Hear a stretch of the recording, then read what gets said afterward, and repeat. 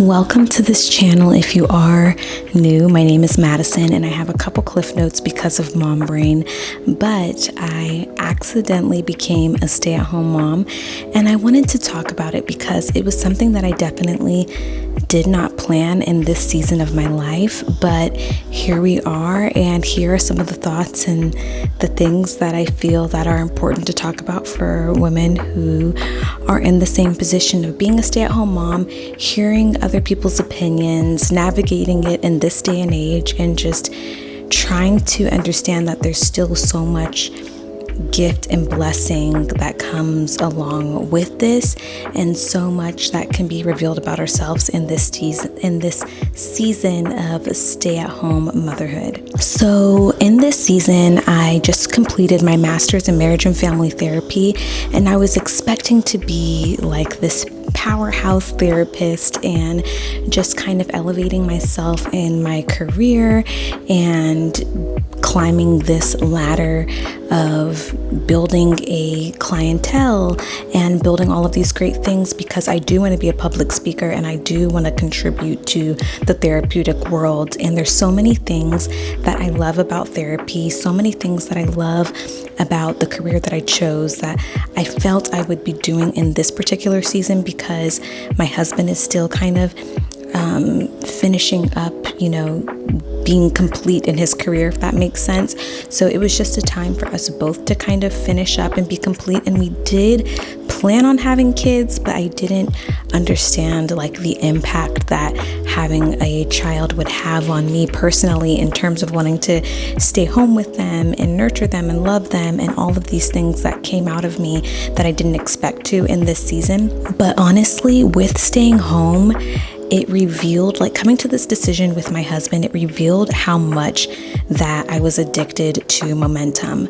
There's so many years in my life, the little years that I have lived, that I was constantly reaching and attaining and striving for something different, new hobby, new this, and being in a place of constantly doing and achieving rather than resting. And I know resting and motherhood don't kind of go hand in hand, but there is something about the season that puts a pause on that strive for momentum and really allows me and is allowing me to marinate in understanding who I am in motherhood, who I am in wifehood, who I am by myself.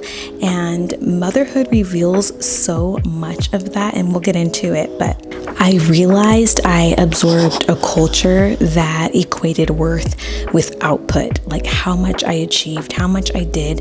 And it's important to be an asset to people around you, right? Like you don't want to be a liability to people and just consume, but it's also important to find that balance of I can do these things and accomplish these things without it being without them defining who I am, right? Like if your goals are constantly defining who you are, then they might be misplaced goals. And so I realized I absorbed a culture, that equated output with worth. I had to realize what really kind of matters in, we might not be able to complete this video. We just got back on a walk, and this is the only time that I can kind of record this video, is because he's taking a nap, a contact kind of nap on me. But if I have to, I will set him down. But there's this quiet pride in our culture that almost shames dependence. We celebrate independence more than partnership. We equate needing somebody with losing leverage, and there's this sort of like, I don't need anyone mindset. I can do it by myself, and if you depend on somebody, be careful because you're in danger. And I think that's like a lot of the messaging surrounding single moms, especially in this time, because there were some crazy things going on with stay-at-home mothers and needing men and not being able to protect themselves. But that's just not the case today. And honestly, when you have conversations with your spouse, you can understand that there's protections and things that can come into place, that, dependence isn't such a bad thing. And honestly, everything in life is dependence. Like in a job, you're depending on a boss and somebody to keep you hired. In a business, you depend on customers. If you're an investor, you depend on markets. And if you're married, you depend on your spouse. Like everything in life is a form of dependence, because nothing is permanent and everything is so temporary. And we really need to change the question from, God, how do I not depend on anyone, to, God, how do I trust you in this life where there's nothing that's guaranteed, right? And in everything you should be cautious. In your business dealings, in your investments, in your marriage, and staying at home, you should be cautious in the way that you navigate those things. But I think what I was seeing and what I was afraid of is, man, people are going to think that I didn't chase my dreams or put myself on hold, or I don't know. I guess I was just kind of afraid of people are going to think that I'm just a mom and a wife, and those things are wonderful. But I think people equate those things sometimes to a form of erasure, of self-erasure. And I kind of was scared of what the season would look like for me. I'm not going to lie, and what other people would think. And it actually has been revealing so much about what I feel about myself, and kind of debunking these cultural fears that we have, especially in 2026, of what it means to be married and what it means to be a stay-at-home mom, and all of these negative things that come along with that. And just kind of getting to sit with those things and analyze myself. I started seeing this season as an invitation to holiness. And when I say holiness, I mean an invitation to be set apart, right? God calls us to be holy, to be set apart, to not look like the world. And when you're tested in motherhood, you can be met with exhaustion, depletion, so many bare, raw versions of yourself that allow you to really depend on God and ask Him to really help you, because it reveals so many of our inadequacies in motherhood, right? It doesn't give us these things. It shows what was in our heart all along. The impatience, how do we handle impatience, annoyance, exhaustion, depletion? And honestly, I realized that I don't handle those things well. I'm so used to being well rested and in control.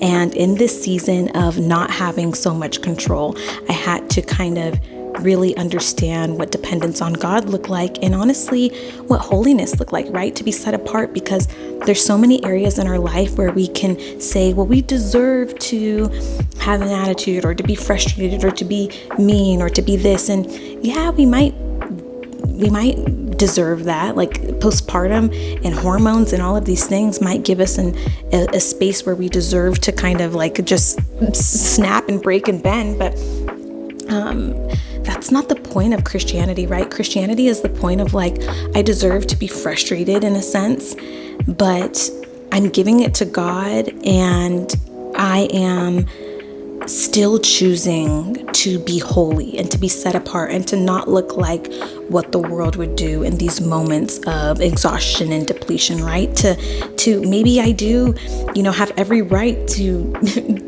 be mad and yell at my spouse because I haven't gotten sleep, or whatever the deal may be. And no matter how much you fight for fairness in postpartum, the woman inevitably bears a lot of the bodily responsibility, even if you're breastfeeding or whatever the case may be. So it's I may deserve to be human, but God help me to be holy. When I'm tired, my impatience shows, right? My pride shows. My need for control shows. And in that exposure, I'm saying, God, help to heal these parts of me in a season where I need you more than I have ever needed you before.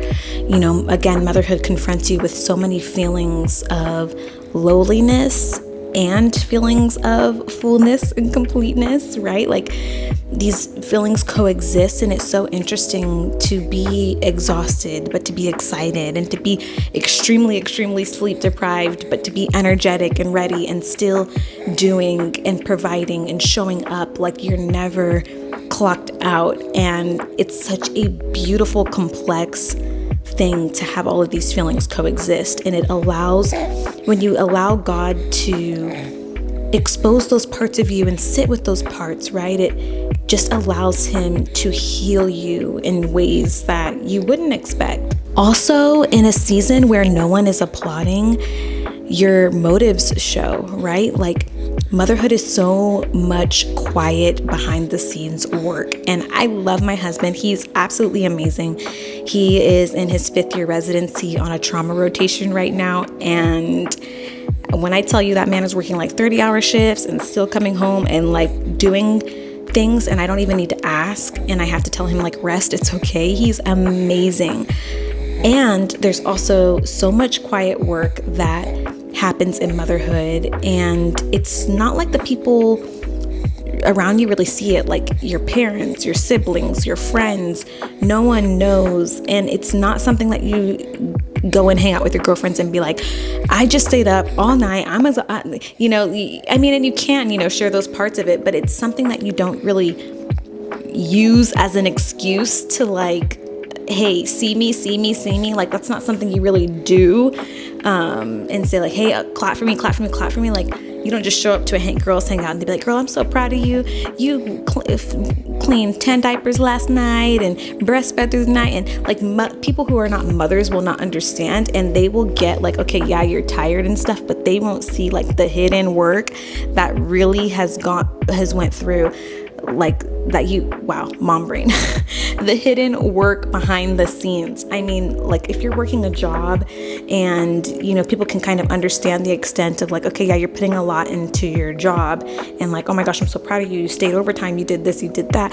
But in motherhood, it's like, you just have to keep going and going and going, and your motives are purified, because how do you respond when the only person who really sees you in all of those moments is God, right? Like, God, fix my heart to be more like you. And I feel like this season also brings you closer to what it means to be like Christ.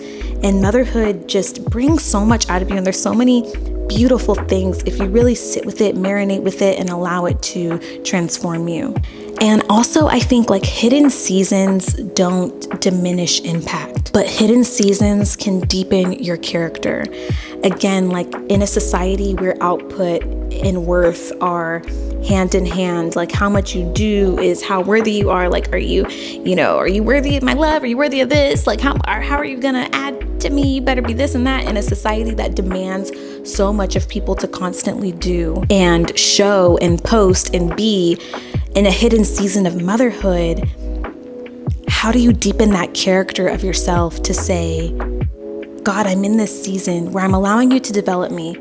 I am stepping away from applause. I'm stepping away from platform. I'm stepping away from the things of the world again, trying to become more holy and set apart.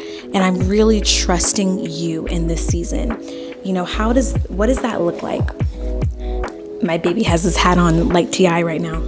I believe that God gave me motherhood to really sanctify my heart, to teach me grace and mercy. And honestly, it's like a furnace of formation. I've learned so much about myself, and it's just totally enriched this season of my husband and I's marriage and brought us so much closer and deeper, just revealing parts of ourselves that we didn't really pay attention to when you're constantly busy and doing and you're constantly involved in the world. And when you're forced to pause and focus on your family, shout out to Jim Daly, then you really are allowing God to work on your heart, because there's something special about doing things for the development of yourself to be more like Christ instead of doing things for the applause of people. And ultimately, I don't want to build a life that looks impressive but lacks depth. And there's so much that I want to do in the therapeutic world, right? Like in this season of motherhood and becoming a stay-at-home mom on accident. And of course, my husband and I talked about it, and it's not just like a whim decision, but it wasn't something that I had planned in the beginning of going into motherhood. And becoming a stay-at-home mom has really added to my therapeutic endeavors, if you want to say, because there's so much that I want to do that in motherhood, in deepening my character, in deepening my understanding. God is allowing me to be formed in a way that opens perspective, opens conversation, and heals a lot of and heals parts of myself that I didn't think were broken. This year, I told my husband that my goal for this year was to be aligned with Jesus and to not strive. And again, like I stated, like there's been so many years where I constantly do. And this year looks like development instead of striving for personal glorification. But anyway, in a world that almost kind of pushes us to fear one of the most beautiful seasons in life, right? Like stay-at-home moms, protect yourselves and this and that. And I don't disagree, but I believe that's in everything, right? Like protect yourself in the workforce, protect yourselves in relationships, protect yourselves in all aspects of life in a sense that you gain some godly wisdom and use discernment and decide what makes sense for you, right? But I think that message gets projected onto stay-at-home mothers as if we don't have conversations with our spouses and that we can't have things in order to make us feel comfortable and almost contribute the same way in our finances that our work could contribute to our finances and our investments and things of the sort. I know, I'm gonna put you down. But anyway, there are so many paths that a woman can take, right? Career-driven, stay-at-home mom, entrepreneur, single, married, whatever path you take, I think it's more important to whatever path you take, it matters the condition of your heart when you walk it, right? Like if you are a stay-at-home mom, don't shame working mothers. And if you are working or a businesswoman, don't shame stay-at-home moms. I might have just repeated the same thing, but you know what I'm saying is whatever path you choose to make, don't become so self-righteous that your way is the blueprint and to tell women what they should or shouldn't do, like don't get married or do get married or the marriage is the best or singleness is the worst or whatever it is. There are so many different things that we can decide as women, and as the body of Christ we should support each other in whatever those decisions are and not project our trauma or our highs or our lows on other people. Like it didn't work for me, so don't do that, and it did work for me, so do that, and rush and wait. And all of these messages can get so misconstrued, but really read your word, listen to God, and allow him to develop you in the most intimate parts of your life, because that's where you find benefit, is when you don't try to copy somebody else's platform or somebody else's recipe, but you really lock in with what God has for you and allow him to work on your life, because it might not be for everybody, right? But God knows us and he transforms us, and what is in his will be in his will, and God will help us in ways that we couldn't even imagine. I think this season is deepening my character and my marriage, and my relationships are being enriched by really understanding this season and revealing some very intimate parts of myself, of annoyance and anger and whatever there may be in my heart that's hidden is coming to the surface, okay? I can no longer hide behind the control of energy. I'm depleted and I'm depending on God, and in depletion I'm also very enriched and excited and happy with these coexisting feelings. And again, whatever path you choose to decide as a woman, talk about it below. Let me know what season you're in life. I might I love YouTube, and it's been kind of an interesting journey for me, and I hope that I can just kind of come on here and continue to post again, because it just provides so much of an outlet for me, and I love talking. I love hearing other people's opinions in the comments and just kind of expanding the conversation. So comment down below, y'all, and I hope that you watched. I hope that you enjoyed, and come on this ride with me as a new stay-at-home mother and just see what that involves for my family and I. And in Jesus' name, amen.